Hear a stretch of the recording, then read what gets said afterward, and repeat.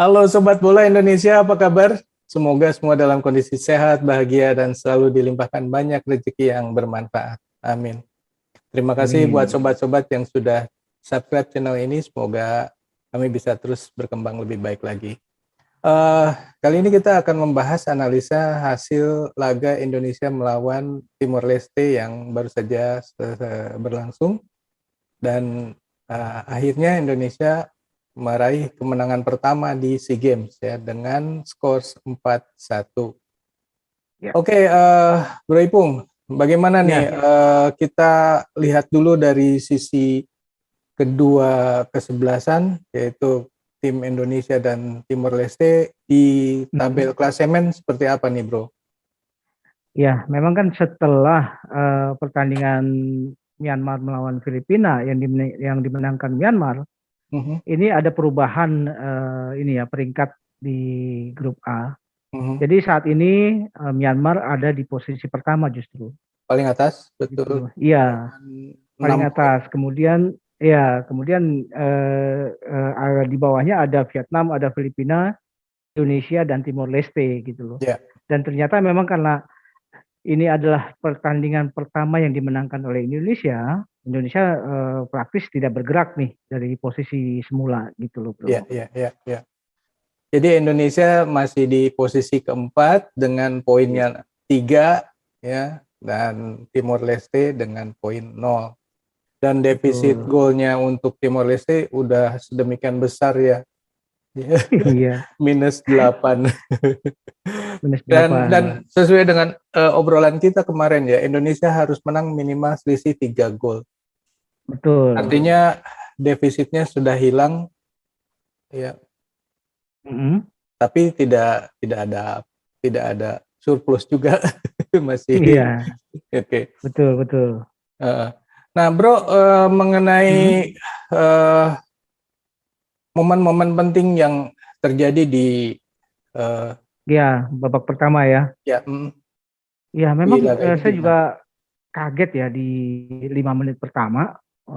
Ternyata Indonesia kok belum membaik nih. Ya, Memang pada saat memulai pertandingan, Indonesia ternyata memakai pola 4-3-3. mm, Jadi ada 4 pemain di belakang, 3 di tengah dan 3 di depan.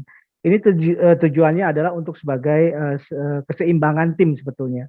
Jadi mm, memang tidak terlalu offense, tapi juga tidak tidak ini ya, tidak defense. Artinya ini ya, adalah eh, bisa juga ini lebih mengarah ke offense ya sifatnya karena dua wingback kita Alfiandra Dewangga dan Deo Fahmi ini juga kan begitu ini ya begitu aktif.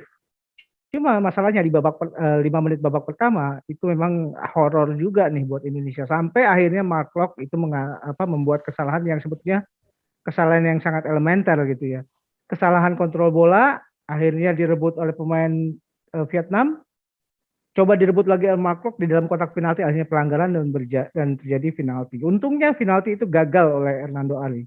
Itu wah, adalah titik balik dari kepercayaan diri yang akhirnya mulai muncul lagi gitu loh, mm, bro. Oke, itu satu di babak pertama ya, di awal ya itu sangat apa menegangkan deh. Menegangkan, betul, bro. Betul, betul. Oke, mengenai momen-momen yang lain, gol-gol yang lain, gol yang Ya, pertama setelah kalau ini tidak ya, salah Egy ya. ya, ya, setelah 10 menit berikutnya ya berjalan, Indonesia sudah mulai ketemu lagi ritmenya. Dan terlihat dari momen Sahrian Abimanyu yang memberikan umpan jauh ke belakang yang disundul oleh Rizky Ridho untuk dikembalikan ke tengah dan di situ ada Egi yang bisa langsung menendang first time dan itu terjadi gol. Memang sebetulnya di babak pertama Indonesia tuh punya banyak peluang sebetulnya. Peluang Hmm. dari Egi, dari Irfan Jauhari, dari Ricky Kambuaya yang semuanya bisa digagalkan oleh kiper. Karena kebetulan kipernya ini posisinya pas gitu ya. Selalu ada di posisi-posisi yang pas saat bola diarahkan dia sudah ini ya dalam posisi yang memang bisa menghalau gitu loh. Hmm. Itu yang sebetulnya terjadi ya. Hmm. Memang sampai 45 menit berakhir itu memang tidak ada lagi terjadi gol-gol berikutnya. Tapi memang yang terlihat bahwa wingback kita yang diisi oleh Alfeandra Dewangga dan Rio Fahmi itu begitu kelihatan nyaman ya bermainnya gitu loh. Jadi bisa melakukan overlapping sampai ke jantung pertahanan lawan dan ini juga cukup mengganggu sebetulnya karena yang dibutuhkan Indonesia mengganggu untuk pertahanan Timor Leste karena memang yang dibutuhkan Indonesia saat ini adalah jumlah skor untuk mengejar defisit gitu loh bro. Oke, berarti bagus ya itu pertandingannya bisa akhirnya dimenangkan juga oleh Indonesia. Nah, Dan memang gini bro, ya, ada catatan sedikit ya di ya. babak pertama ya. Selama ini saya kan belum melihat tampilannya Sahrian Abimanyu ya, yang memikat katakanlah. Di pertandingan ini momennya Sahrian Abimanyu untuk keluar gitu loh bro. Bagus sekali itu. Karena dia punya apa ya, punya visi permainan yang bagus ya. Sementara kita lihat bahwa Mark Klok sendiri itu kok menjadi titik lemah permainan Indonesia. Karena seringkali Mark Klok justru salah pengambilan posisi. Untung di situ masih ada Ricky Kambuaya yang akhirnya juga membuat Ricky Kambuaya juga tidak bisa leluasa untuk melakukan serangan karena dia harus mengcover Mark Klok terus gitu loh. Nah, untungnya Sahrian Abimanyu ini dalam top perform ya. Jadi dia begitu bisa mengisi ruang-ruang kosong untuk memulai penetrasi. Dan kelihatan juga bahwa Egy juga walaupun saya melihat Egy ini agak terkendala mungkin dengan fisik ya. Karena kebugarannya kok kelihatan belum ini ya, belum in sekali gitu ya. Jadi saya nggak tahu juga apa yang terjadi dengan Egy. Cuma memang pergerakan-pergerakan Egy jadi agak kurang mobile karena nggak tahu kenapa dia tuh selalu terbatas untuk bisa bergerak gitu loh.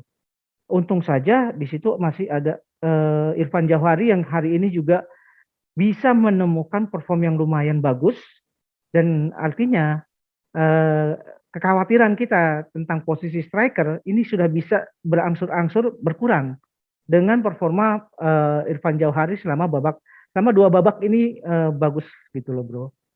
Ya. Mungkin ini karena Indonesia sudah kebagian lapangan yang bagus ya, jadi bisa berlatih dengan baik. Itu juga kan yang akhirnya menjadi isu ya. Isu yang kemarin sempat Sintayong marah-marah, kemudian oleh panitia penyelenggara, kemudian didengar gitu loh. Akhirnya diberikanlah kesempatan untuk mencoba lapangan tempat pertandingan dimulai, gitu loh bro. Iya. Oke, kemudian ada Kuateh nih gimana nih? Tadi saya lihat juga malah dapat kartu kuning. Ini ya. Pergantian pemain dari Indonesia dengan masuknya Marcelino, juga dengan masuknya mungkin masuknya juga Ronaldo Kuateh, ternyata ini malah membuat kita agak kedodoran di sisi pertahanan, gitu loh. Yang tadinya tujuannya adalah untuk membuat gol, tapi kemudian yang terjadi sebaliknya adalah di 15 menit terakhir Indonesia cukup keteteran nih dengan penetrasi dari pemain-pemain Timor Leste. Karena gelandang bertahannya sudah diambil, Mark Klok sudah keluar, gitu loh. Jadi kemudian yang dimasukkan Marcelino Ferdinand gitu ya, yang memang dia punya visi permainan. Tapi performa Marcelino juga tidak kelihatan di pertandingan ini. Apalagi Ronaldo Kuateh gitu loh, yang menggantikan Irfan Jauhari kalau nggak salah ya. Nah di situ jadi keseimbangan timnya itu timpang lagi di 15 menit terakhir gitu loh bro. Dan sayang sekali ya di belakangan itu ketika Marcelino mendapat kesempatan untuk tendangan bebas dekat gawang, kenapa nggak langsung ya? Itu dia tembak langsung cuma kena ini, gitu. kena pagar pemain Timor Leste gitu loh. Iya. Ya jadi memang Marcelino juga tidak bisa berbuat seperti yang kita harapkan. Justru saya melihat yang agak mobile pergerakannya ada di Sadil gitu loh. Sadil gol keempat dari Witan Sulaiman itu adalah andil dari Sadil yang begitu jeli melihat pergerakan Witan yang tidak terkawal. Jadi dia dari sudut kanan pertahanan Timor Leste, dia melihat bahwa Witan dalam posisi bebas. Jadi begitu di umpan langsung Witan tembak, mungkin flashing aja ya, sebetulnya nggak keras, cuma flashing, akhirnya berbuah jadi gol gitu loh. Yang Dan saya yang kaget, ya. mm-mm, Yang saya kaget gimana bro? justru Sadil bermain gitu kan, bukannya Iya, kemarin-kemarin disebut hanya satu laga pertama saja. betul. Memang gitu, itu agak mengagetkan juga begitu saya lihat di bench kok ada Sadil gitu loh. Dan saya berharap memang Sadil diturunkan, walaupun memang ternyata doa saya terjawab ya. Sadil dimainkan dan permainannya cukup lumayan gitu loh. Ya, Dan ya, yang ya. lucu bro, ini Heeh. ada satu momen yang lucu ya, saya lihat. Hmm. Ini Timor Leste itu seperti kena karma lemparan jauh dari Indonesia. Jadi waktu pertandingan FIFA Matchday kita Ya, betul. lawan Timor Hmm. Leste, itu kan 2 kali lemparan jauhnya Erhan membuahkan gol ya. Nah Ya. ini dilakukan oleh Alfreandro Doanga yang disundul oleh Witan Sulaiman. Jadi Hmm. seperti saya sih jadi agak curiga nih, kenapa kok pemain-pemain yang dua asal PSIS Semarang ini lemparan jauhnya bagus-bagus gitu loh. Mungkin Jangan-jangan ini memang dilatih gitu loh, iya, memang dilatih secara dilatih khusus kayaknya juga ya. si SC-nya. Iya, itu menarik gitu loh bro. Ya, ya, ya, ya. Oke.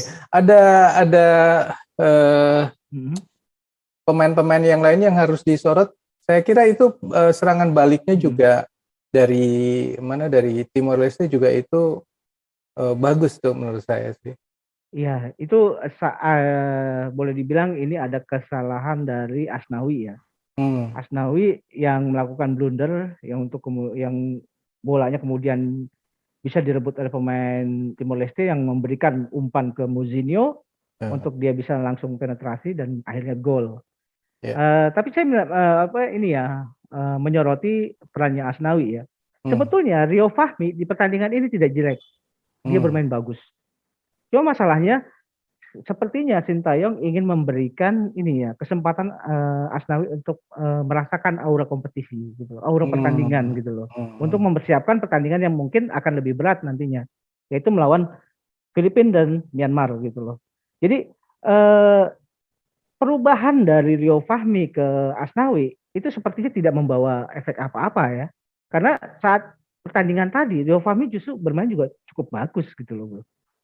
Oke, oke. Iya.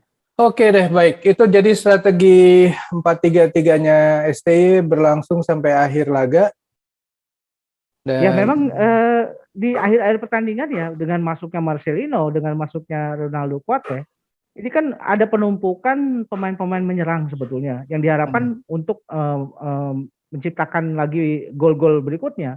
Tapi justru yang terjadi keseimbangan timnya menjadi goyah hmm, karena pemain gelandang tadinya memposisikan sebagai gelandang bertahan itu sudah pada ditarik gitu loh. Dan iya, ini iya.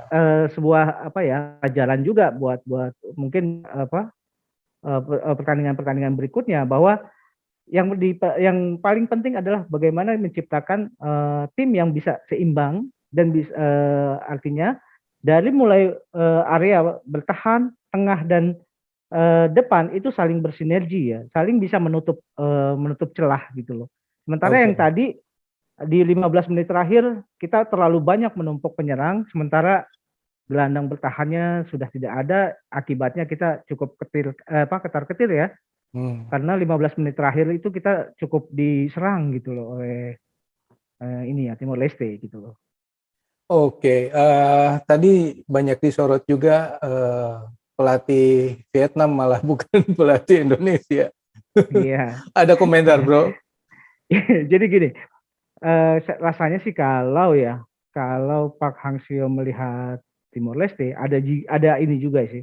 Ada kepentingan memang dia juga untuk melihat Timor Leste karena akibat dari serinya Filipina dengan Vietnam ini kan perimbangannya jadi ini ya, konstelasi peluang itu Hmm. jadi nggak beraturan nih sebetulnya.